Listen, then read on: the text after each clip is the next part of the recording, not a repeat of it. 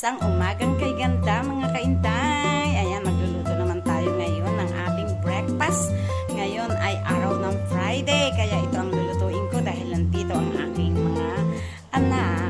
Luto tayo nito. Ayan, paghahaluin natin, magagayak na ako ng mga pangsahog. Ito lang ang gulay na ating ilalagay doon. Ayan ang ating ginigisa. Ayan, nilagyan ko na ng toyo ang ating chicken liver at saka chicken gizzard. O ayan, yan lang ang halo natin para sa ating breakfast for this morning. Tulog pa ang aking mga kasama, so kailangan pag gising nila nakaredy na ang breakfast. Lagay na tayo ng water para mailagay na natin ang ating pansit bihon at pansit canton. Hindi ko na pala maiilagay ito mga kainday. Iba na ang amoy at iba na ang lasa dahil na-expired na pala ito noong January 29, 2025. So hindi na natin ito maiilagay. Ito na lang ang ating iluluto, ang pansit bihon. Hindi na natin haluan ng canton. Ayan. At syempre, nailagay na natin ang ating pansit bihon. Hindi na natin ilalagay talaga yung pansit canton.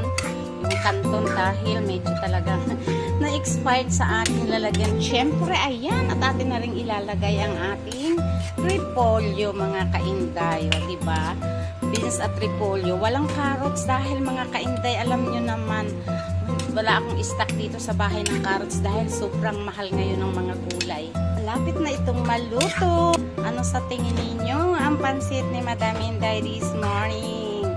Kulang sa sahog pero malasa yan mga kainday dahil ang halo nga niyan ay liver ng chicken at syempre may nilagay pa ako dyang secret na pampasarap.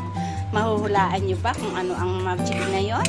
Ang mas pampasarap sa mga niluluto ng mga nanay. Ayan o, luto na to. Okay na to. Thank you for watching. Ayan o, kainan na. Yan po ang hutsura ng ating nilutong pansit for this morning. Okay na to na breakfast with bread. O diba? Pagbaba ng mga bata, kakain na yan sila. Yun lang. And syempre, thank you for watching.